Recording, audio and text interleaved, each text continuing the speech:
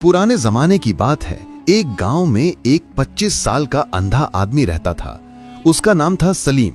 उसकी बीवी कुछ दिन पहले मर चुकी थी और वो अपने घर के बाहर बैठकर रो रहा था और कह रहा था, मेरी फातिमा, तुम मुझे छोड़कर क्यों चली गई? तेरे बिना मैं एक पल भी नहीं रह सकता। काश कि मैं तुमको वापस ला सकता, पर क्या करूं? मरे हुए लोग कभी वापस नहीं आते। इतना कहकर सलीम फूट फूट कर रोने लगता है। तभी सलीम का छोटा भाई यूनुस आता है। बस भैया बस, आप कितना रोएंगे? भाभी को मरे हुए कितना समय हो गया है। तब से आपने रो रो कर देखी अपना क्या हाल बना लिया है। आपकी आंखें भी कैसी हो गई हैं और आपकी जमीन सारी की सारी वैसी की वैसी पड़ी हुई है। आप एक काम करिए, अपना खेत सब कुछ मुझे दे दीजिए। मैं उस पर खेती करके आपको सारे पैसे आपके हाथ में दे दूंगा। ऐसे तो आप भूखे रह जाएंगे भैया। सलीम बोला, क्या करूं, तेरी भाभी मुझे छोड़कर चली गई। उसके गम में मुझे तो कुछ दिखता ही नहीं है। क्या खेत, क्या फसल, क्या जुताई, क्या बुआई। अगर वो जिंदा रहती तो मेरा घर जन्नत जैसा होता और मेरी आंखें भी नहीं जाती। आज उसके बिना मेरे घर में सब चीज है, धन दौलत जमीन सब है, लेकिन मेरी बीवी के बिना ये सब बेकार है। क्या करूं रे? चाहकर भी उसको भुला नहीं पा रहा। यूनुस बोला, बस भैया बस, लंबी लंबी सांस लीजिए। मैं जानता हूं कि आप भाभी से बहुत मोहब्बत करते थे, लेकिन इस सच को कौन बदल सकता है कि भाभी अब जा चुकी हैं। भैया खेती तो करनी ही पड़ेगी ना। ये पेट जो है इसके लिए तो मेहनत करना ही पड़ेगा ना भैया। सलीम बोला, हाँ तो ठीक कह रहा है। आज के जमाने में कौन अपने भाई के बारे में इतना सोचता है। ठीक है, तो आज से मेरे जमीन पे खेती कर, मुझे तुझ पे पूरा भरोसा है।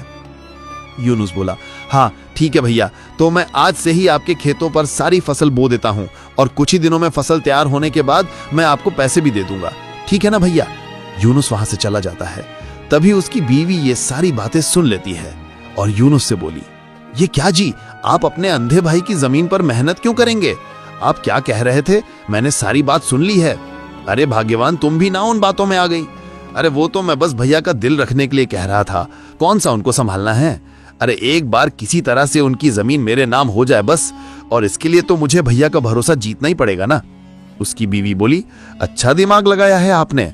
फिर ऐसे ही कुछ दिन बीत जाते हैं और एक दिन यूनुस जमीन का कागज बनवा लेता है और घर आता है और सलीम से कहता है, भैया ये देखिए, मैंने खेत में एक अच्छे किस्म के खाद डालने की बात की थी ना, लेकिन भैया वो खाद डालने के लिए हमें उसमें आपके अंगूठे की जरूरत होगी।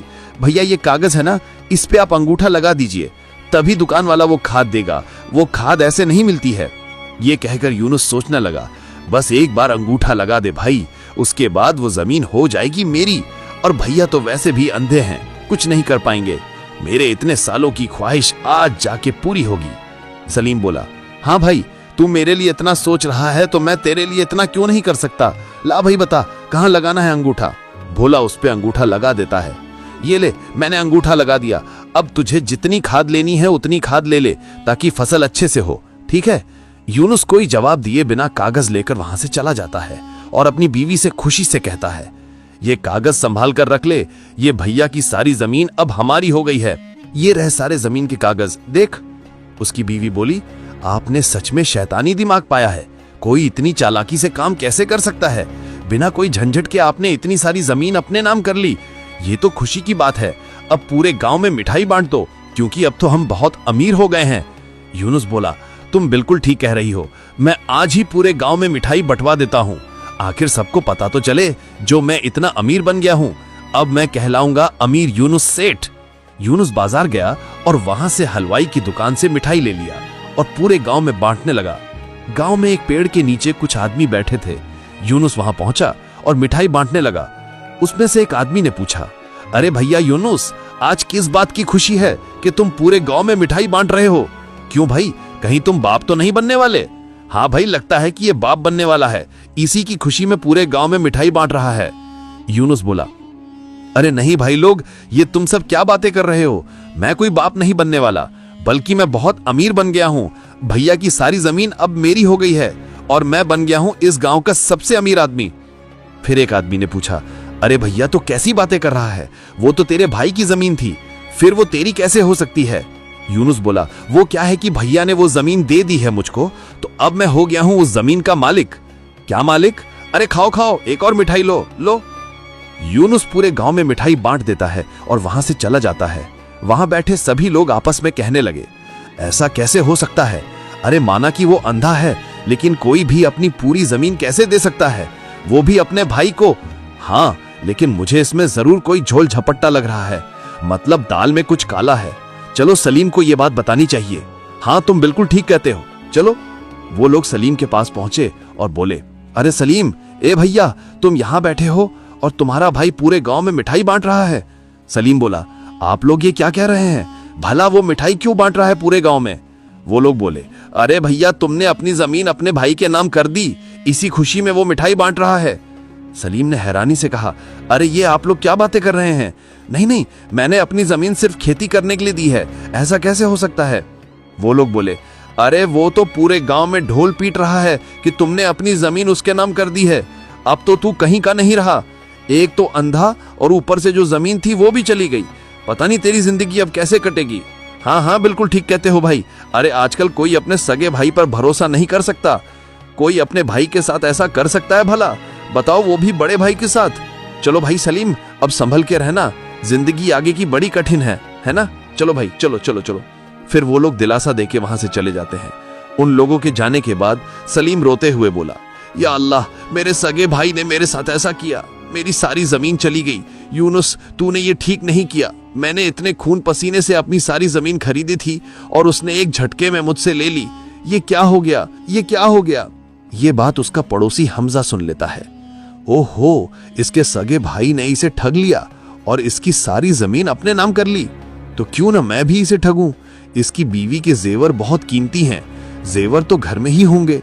एक काम करता हूं, मैं आज रात होते ही इसके घर से वो सारे के सारे जेवर चुरा लूंगा, किसी को पता भी नहीं चलेगा, और फिर मैं बन जाऊंगा धनवान। हाँ, ये ठीक रहेगा। हमजा मन ही मन सोचकर आधी रात में चोरी छिपे सलीम के घर में घुसता है। सलीम घर में सो रहा था। लगता है कि सलीम सो रहा है, और वैसे भी जागकर कर ही क्या लेगा, है तो अंधा, देख तो सकता नहीं, तो पहचानेगा कैसे? हमजा आगे बढ़कर अलमारी खोलता है और सारे जेवर लेकर चला जाता है। सुबह हुई तो सलीम ने सोचा, मेरी सारी जमीन चली गई और घर का शायद राशन भी खत्म होगा।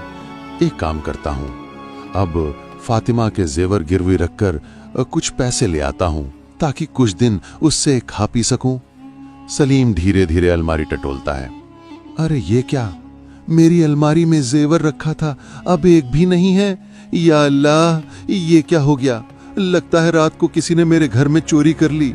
ये क्या हो गया? सलीम फूट फूट कर रोने लगा। तभी गांव के कुछ लोग आ गए और बोले, अरे सलीम, क्या हो गया भाई? अब तू रो क्यों रहा है? क्या बात है? सलीम बोला, अरे भैया, किसी ने मेरे घर में चोरी कर ली, मेरी बीवी के सारे जेवर चुरा लिए। अरे वैसे भी तू जेवर का करेगा क्या? तू तो अंधा है, तेरा अपने भाई ने तुझे ठग लिया, तो चोर ने भी सोचा होगा, चलो तेरे जेवर भी चुरा लेते हैं। अरे बिल्कुल ठीक कहा, अंधे की कोई जिंदगी थोड़ी ना होती है। सलीम बोला, अल्लाह कहते हैं कि जो अंधा होता है उसके मन की आंखें होती हैं, तो तुम अपने भाई की चतुराई से क्यों नहीं बच पाए? अपने मन की आंखों से देख लेते ना, हैं? और तो और, अब तुम एक चोर को कैसे पकड़ोगे, क्योंकि तुम मन की आंखों से भी नहीं देख सकते। हाँ भाई, जरूर कोई बहुत बड़ा गुनाह किया होगा, तभी तो गुनाहों का ये फल मिल रहा है। एक तो अंधा, ऊपर से कुछ भी नहीं बचा, सब लुट गया। चलो भाई, अब तो जमीन भी गई, जेवर भी गया, और बीवी तो पहले ही चली गई, अब रोने के सिवा क्या बचा है? सभी लोग उसका मजाक उड़ाकर वहां से चले जाते हैं। ये सब एक मुखिया देख रहा था। वो बोला, ये तो अंधा है और इसकी जमीन इसके भाई ने हड़प ली, और इसकी बीवी के सारे जेवर भी चोरी हो गए।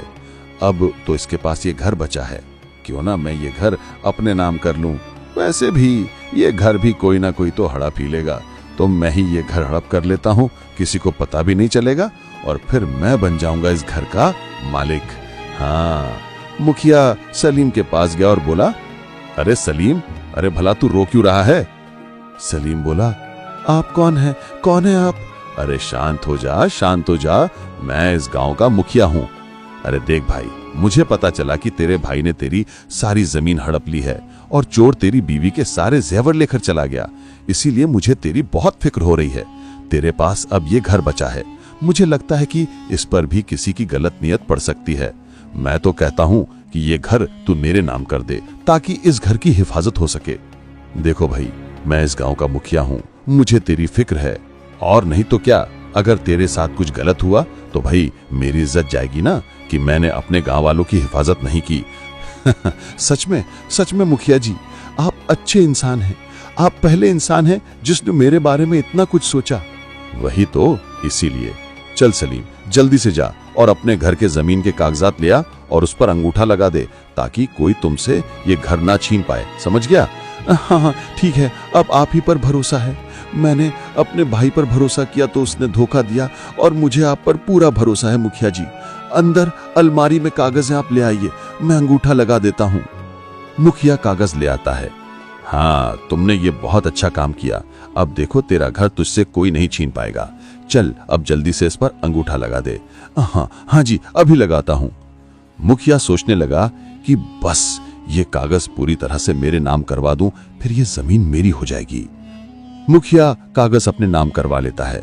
अगली सुबह होते ही मुखिया सलीम के पास जाता और कहता है, ए सलीम, अरे तू क्या कर रहा है? चल निकल इस घर से, अब ये घर मेरा है, मेरा, समझा? अरे निकल यहाँ से, निकल। सलीम ने हैरानी से कहा, अरे ये आप क्या कह रहे हैं मुखिया जी? कल ही तो आपने वो कागजात अपने पास हिफाजत से रखने को कहा था, ताकि कोई ये घर मुझसे ना छीने, और आपने भी मेरे साथ धोखा किया। मुखिया बोला, ए सलीम, ये फालतू की बात मत कर। जब तेरा अपना भाई तेरा नहीं हुआ तो मैं अपनी भलाई क्यों ना सोचूं? चुपचाप यहाँ से निकल जा मेरे घर से, और आगे से कभी भी इस घर में आने की हिम्मत मत करना। अरे चल निकल यहाँ से, निकल। मैं कहाँ जाऊंगा? मैं अंधा हूँ, मैं तो ठीक से देख भी नहीं सकता। मैं भिखारी बन जाऊंगा।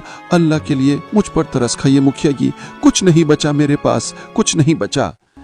मुझे तुम पर तरस वरस नहीं आता, चुपचाप यहाँ से निकल जा। अब ये घर मेरे नाम है और मेरे पास इस घर के कागज हैं, समझा? अरे तू निकल यहाँ से, निकल। मुखिया सलीम को बाहर निकाल देता है और ताला बंद कर देता है। सलीम रोते हुए बोला, ये क्या हो गया? मैं लुट गया, मैं बर्बाद हो गया, मेरी जमीन चली गई, जेवर चले गए, मेरी बीवी ने मुझे छोड़ दिया, जो एक घर बचा था वो भी मुखिया ने मुझसे ले लिया। अब क्या करूं, कहां जाऊं? गांव वाले सलीम के रोने की आवाज सुनकर आ जाते हैं। देखो देखो भैया, अल्लाह ने इसकी आंखें छीन ली तो क्या इसका दिमाग भी छीन लिया क्या? अरे भाई, इतना दिमाग नहीं लगाया कि वो मुखिया चालाक आदमी है। जो अपने भाई का नहीं हुआ वो तुम्हारा कहां से होगा? अरे लेकिन उसने कहा था कि अगर घर उसके नाम होगा तो कोई मुझसे छीन नहीं पाएगा। अब अंधा आदमी कैसे अपने घर की हिफाजत करता, इसीलिए मैंने उनके नाम किया था। सही बताऊं, तुमसे बड़ा बेवकूफ मैंने इस दुनिया में नहीं देखा। अरे तू अंधा भी है, ऊपर से मूर्ख भी है। अब जा भिखारी की जिंदगी जी। एक बार ठोकर खाता है तो दिमाग खुल जाता है, पर तू दो दो बार ठोकर खाने के बाद भी नहीं सीखा। एक बार भाई ने ठगा, फिर चोर ने ठगा, और अब मुखिया भी ठग गया। छी छी, क्या तेरी जिंदगी है? अब क्या तू जिंदगी जिएगा? मैं तो कहता हूं कि इसके जैसी जिंदगी अल्लाह किसी दुश्मन को भी न दे। अपनी बीवी खो दी, आंखें चली गईं, भाई ने ठग लिया, सारे जेवर चोरी हो गए और घर भी छीन लिया गया। इतना अच्छा खासा आदमी बताओ भिखारी हो गया। सभी गांव वाले ये कहकर वहां से चले जाते हैं। उधर यूनुस अपने बीवी से कहता है, आज अपने खेत पर अच्छे से खेती करूंगा, देखना हम बहुत ही जल्द खेत में अनाज उगाकर बहुत अमीर बन जाएंगे। अब खेत अपने पास बहुत सारे हैं ना? हाँ जी, क्यों नहीं, आपका दिमाग तो सचमुच कमाल कर गया। यूनुस खेत की तरफ चला जाता है, तभी शाहिद नाम का आदमी उसके खेत में आ जाता है। उसने यूनुस से कहा, अरे ओ भाई, तू मेरे खेत में क्या कर रहा है? चल चल चल चल, निकल मेरे खेत से, अरे निकल मेरे खेत से। यूनुस बोला, ये आप क्या कह रहे हैं? ये तो मेरा खेत है और ये मेरे भैया का था, मैंने उनसे छीना है, तो अब यहाँ से मैं क्यों निकलूं? मेरा खेत है ये। शायद बोला, तेरा नहीं मेरा है, मैंने बहुत समय पहले ये खेत खरीद लिया था, ये सब कुछ मेरा है, मेरा। और हाँ, तुम्हारी जो जमीन है वो भी अब मेरी है। तुम दोनों भाइयों की जमीन अब मेरे नाम कर दी गई है, समझे? यूनुस ने हैरानी से कहा, अरे ऐसे कैसे हो सकता है? ये तो हमारी जमीन थी, फिर तुम्हारी कैसे हो गई? ये कैसा खेल है? ये किसने किया है? क्या झूठ बोल रहे हो? शाहिद बोला, सुनो, ऐसा है कि तुम्हें ना ज्यादा समझने की जरूरत नहीं है। ये देखो, ये रहे मेरे पास इस जमीन के असली कागज, और इन पर तुम्हारे और तुम्हारे भाई की जमीन मेरे नाम कर दी गई है। आंखें बड़ी बड़ी करके पढ़ लो इसको। अरे ये कागज, ऐसा नहीं हो सकता, या अल्लाह, मैं तो अमीर से भिखारी बन गया। ये क्या हो गया? ये किसने किया? कौन ऐसा कर सकता है कि हम दोनों भाइयों की जमीन तेरे नाम कर दे? हैं? ऐसा किसने कर दिया?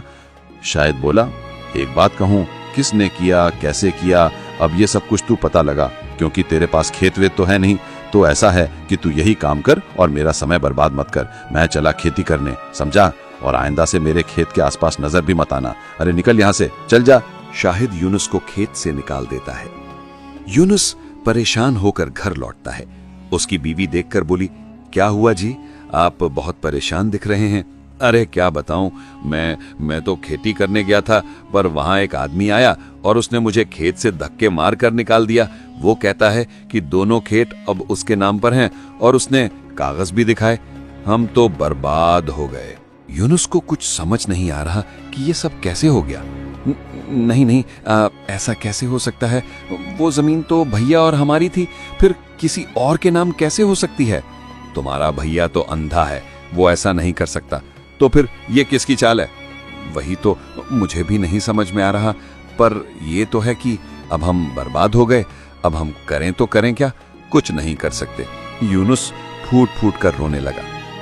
यही बात हमजा सुन लेता है और कहता है, अरे ये कैसे हो सकता है? एकाएक दोनों भाइयों की जमीन कैसे किसी और के नाम हो गई? मुझे भी जाकर जेवर देखना चाहिए। जो जेवर मैंने उसकी बीवी के चुराए थे, क्या वो मेरे पास हैं या फिर नहीं? हमजा जल्दी से अपने पास रखे जेवर देखने जाता है। उसने अलमारी खोली तो उसमें जेवर नहीं थे। वो बोला, अरे ये क्या हो गया? सारे के सारे जेवर कहाँ चले गए? अरे रे, मेरे जेवर भी चले गए। मैं तो लुट गया, मैं तो बर्बाद हो गया। अब मैं कहाँ जाऊं? ऐसा कैसे हो सकता है? किसी को पता कैसे चला कि मैंने सलीम के जेवर चुराए हैं? हाँ, और लगता है उसी ने सारे जेवर चुरा लिए और ले गया, जिसने जमीन हड़प ली इन दोनों भाइयों की। या अल्लाह, ये क्या हो गया? बड़ी मुश्किल से अमीर बना था, फिर से गरीब बन गया। हमजा फूट फूट कर रोने लगा। वहीं शाहिद मुखिया के घर की ओर जाता है और मुखिया से बोला, तुम चुपचाप इस घर से बाहर निकल जाओ। अब ये घर मेरा है, मेरा। मुखिया बोला, ये क्या फालतू की बात कर रहे हो? ये जमीन, ये घर मेरा है और तुम मुझे मेरे घर से कैसे निकाल सकते हो? हैं? देखो मुखिया, तुम्हारे घर के कागज मेरे पास हैं और अंधे सलीम के घर के कागज भी मेरे पास हैं। अब ये दोनों घर मेरे हुए। तो ऐसा है कि चुपचाप अपनी धोती उठाओ और इस घर से रवाना हो जाओ, वरना मैं तुम्हारी शिकायत महाराज से करूंगा और फिर उसके बाद ऐसा भागोगे कि धोती संभालने का मौका भी नहीं मिलेगा। समझ गए? मुखिया हैरानी से बोला, अरे ये कैसे मुमकिन है? मैंने तो कभी अपने जमीन या घर के कागज किसी को दिखाए ही नहीं। वो अंधा आदमी कैसे मेरे कागज अपने नाम करा सका? ये क्या हो रहा है? ये सब ये क्या चक्कर है? देखो ऐसा है मुखिया कि क्या चक्कर है ये तुम पूरे गांव में चक्कर लगाकर पता लगाओ या फिर ना भी लगाओ, मुझे उससे कोई मतलब नहीं, लेकिन इस वक्त इस घर से निकल जाओ। निकलो यहां से। शाहिद मुखिया को घर से निकाल देता है। मुखिया परेशान होकर यूनुस के पास आता है और कहता है, अरे रे, ये क्या हो गया? अब मैं क्या करूं? मैं तो कहीं का नहीं रहा, मैं क्या करूं? मुखिया जी, क्या हो गया?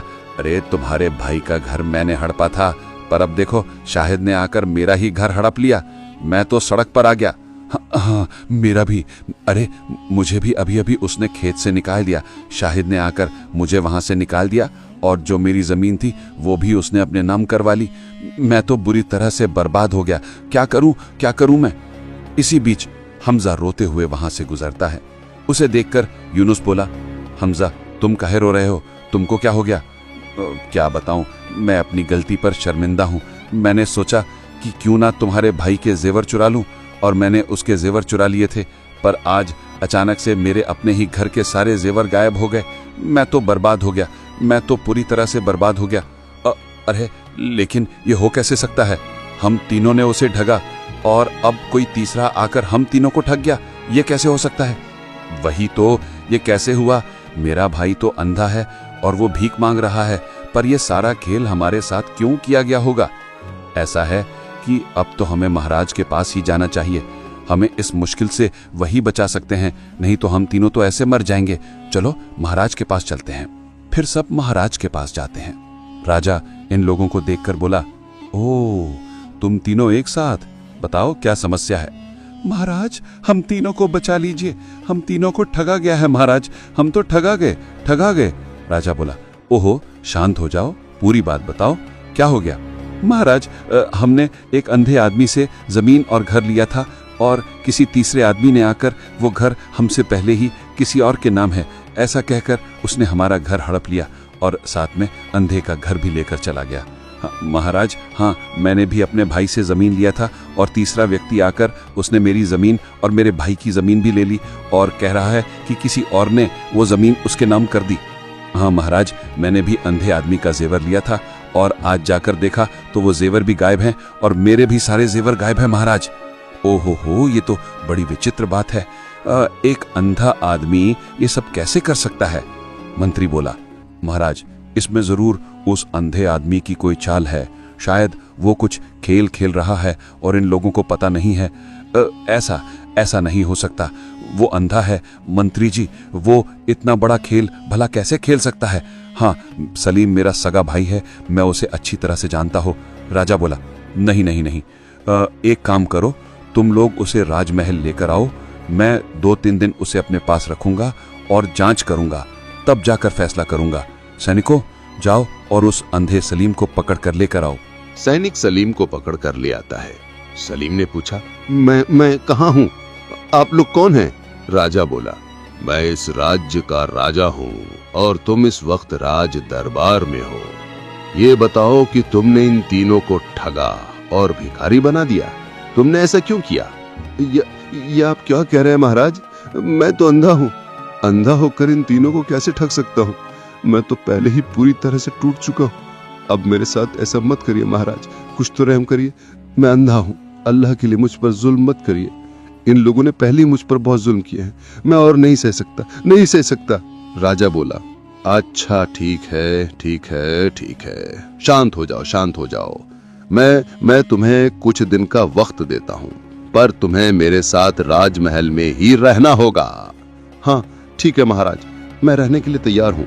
2-3 दिन बीतते हैं। शहजादी महल में एक कोने में बैठे सलीम को देखती है और उसका दिल भर आता है। उसने पूछा, सलीम तुम ठीक हो ना? हाँ, आप कौन हैं? मैं शहजादी हूँ। तुम्हारा दुख देखकर मेरा दिल भर आया। तुम्हारे साथ कितना कुछ गलत हुआ है। लोग तुम पर अत्याचार कर गए और अब तुम्हें सजा मिल रही है। सबने मुझे छोड़ दिया। मेरे लिए अब इस दुनिया में कोई नहीं है और ना ही कुछ बचा है। चिंता मत करो, मैं तुम्हारे दुख में साथ दूंगी। मैं तुम्हारा सहारा बनूंगी। मैं तुम्हारे लिए खाना लाकर देती हूँ। फिर शहजादी खाना लेकर आती है। उसने कहा, तुम देख नहीं सकते, इसीलिए मैं खुद तुम्हें खिला देती हूँ। सलीम बोला, नहीं, मैं खुद खा लूंगा। मैं खाने का आदी हूँ, मैं खा लूंगा, कोई समस्या नहीं। धीरे धीरे खाना खाता है और अपने दिल में कहता है, शहजादी कितनी अच्छी है। पहला कोई इंसान मिला जिसने मेरा अंधेपन का मजाक नहीं उड़ाया, नहीं तो सब फायदा ही उठाते हैं। फिर ऐसे ही 2-3 दिन बीत जाते हैं। शहजादी हर पल सलीम का ध्यान रखती है। वहीं एक दिन मंत्री भागकर आता है। महाराज गजब हो गया, हमारा पूरा खजाना गायब है और राज्य का जो ताज था वो भी चोरी हो गया। अगर वो किसी गलत हाथों में चला गया फिर तुम बर्बाद हो जाएंगे महाराज। राजा ने हैरानी से कहा, ऐसा कैसे हो सकता है? ये किसने किया? मंत्री, तुरंत उन सभी को बुलाओ जो सब के सब ठगे गए। इसकी गुत्थी अब वही सुलझाएंगे और आज इसका फैसला राजमहल में ही होगा। बुलाओ सबको। मंत्री मुखिया यूनुस हमजा को सबको बुलाता है। जब सब आ गए तो राजा बोला, हाँ तो तुम तीनों कहते थे कि तुम ठगे गए। अब पता चला कि हम भी ठगे गए। हमारा सारा खजाना और ताज भी गायब है। ये कैसे हुआ? भीड़ में चुप्पी छा जाती है। सलीम बोला, महाराज ये सब मैंने किया। ये क्या कह रहे हो तुम तो अंधे हो, फिर तुमने ये सब कुछ कैसे किया? महाराज, मैंने अपने भाई को भी ठगा, मुखिया को भी ठगा और इस चोर हमजा को भी ठगा। यहां तक कि आपके खजाने और ताज को भी मैंने ही ठगा है। अरे लेकिन तुम ये सब कुछ कर कैसे सकते हो? तुम तो अंधे हो, फिर तुमने ये सब कुछ कैसे किया? हाँ, सलीम बोला, बात यह है कि जब मेरी बीवी की मृत्यु हुई थी तब मैं पूरी तरह से टूट गया था। मैं घने जंगलों की ओर चला गया और वहां मुझे एक अल्लाह वाले बाबा मिले। उन्होंने मुझसे कहा कि हिम्मत रखो बेटा, क्योंकि मेरी कमजोरी का फायदा सब उठाना चाहेंगे, इसीलिए मुझे चौकन्ना और चालाक बनकर रहना होगा। फिर मैं जब वापस लौटा तो मैंने अपने भाई और उसकी बीवी की सारी बातें सुन ली। वो मेरी जमीन के पीछे पड़े थे। बस तभी मैंने अंधे होने का नाटक किया। जैसे ही उन्होंने मेरी जमीन अपने नाम करवानी चाही, मैंने कागज बदल दिए और सोते समय उसका अंगूठा लगवा लिया। उसे पता ही नहीं चला। जब हमजा मेरे घर चोरी करने आया तो वो समझा कि मैं उसे देख नहीं सकता, पर मैंने सब देख लिया। जैसे ही वो चोरी करके गया, उसी रात में उसके घर गया और उसके सारे जेवर उठा लाया। और मुखिया ने भी मेरे घर के कागज अपने नाम करवाने की कोशिश की थी। उस रात में उसके घर गया, वो सो रहा था, तो मैंने उसके घर के भी सारे कागज ले लिए और उन पर उसका अंगूठा लगवा लिया। इस तरह से मैंने सब कुछ अपने नाम कर लिया। अच्छा, ये सब तो ठीक है, लेकिन मैंने तुम्हारे साथ क्या गलत किया कि तुमने हमारे खजाने और ताज को चोरी कर लिया? महाराज, बात यह है कि मैं शहजादी से मोहब्बत करने लगा हूं और मैं उनसे शादी करना चाहता हूं। और अगर मैंने आपका खजाना नहीं ठगा होता तो आप मेरी बात पर कभी यकीन ही नहीं करते। अगर आप मेरी शादी राजकुमारी से नहीं करवाओगे तो मैं ना तो खजाने का पता बताऊंगा और ना ही ताज का, क्योंकि वही शहजादी है जिसने मेरे अंधेपन के समय मेरा ख्याल रखा, मेरा साथ दिया, मेरा मजाक नहीं उड़ाया। बाकी इस पूरी दुनिया ने तो मेरे अंधेपन का फायदा उठाने की कोशिश की। सिर्फ वही थी जो मेरे दुख में मेरे साथ रही, मेरा ख्याल रखा, मुझे खाना पीना दिया। इसीलिए आज मैं सबके सामने सच्चाई बता रहा हूं ताकि मैं शहजादी से शादी कर सकूं। राजा बोला, बात सच है कि तुम बहुत चालाक हो। सही होकर भी अंधेपन का नाटक किया और सबको मात दे दी। वाह, क्या शतरंज खेला तुमने, वाह वाह। ऐसे ही चालाक और अक्लमंद आदमी की इस राज्य को जरूरत है। मुझे कोई परेशानी नहीं है, तुम हमारी बेटी से शादी कर सकते हो। राजा ने शहजादी से पूछा, बेटी तुम्हें इससे शादी करना है? शहजादी बोली, हाँ बाबा जी, इसकी चालाकी और सच्चाई सुनकर मैं भी इसकी दीवानी हो गई हूं। मैं भी इससे शादी करने के लिए तैयार हूं। तो ठीक है, आने वाले कुछ ही दिनों में मैं सलीम और शहजादी की धूमधाम से शादी करवाऊंगा। तभी यूनुस और मुखिया बोले, मुझे माफ कर दो सलीम, मुझे एक मौका दे दो। मेरा घर और मेरी जमीन मुझे वो वापस दे दो। राजा बोला, नहीं नहीं नहीं नहीं, तुम तीनों ने सलीम के साथ बहुत गलत किया। इसने जो किया वो तुम्हारे साथ बिल्कुल ठीक किया। अब तुम तीनों 2 साल तक ऐसे ही रहोगे, उसके बाद ही हम इस बारे में कुछ सोचेंगे। मुखिया यूनुस और हमजा शर्मिंदा होकर दरबार से निकल जाते हैं और कुछ ही दिनों में राजा सलीम और शहजादी का धूमधाम से शादी करा देते हैं, जिससे सलीम की चतुराई की पूरे गांव में तारीफ होने लगती है।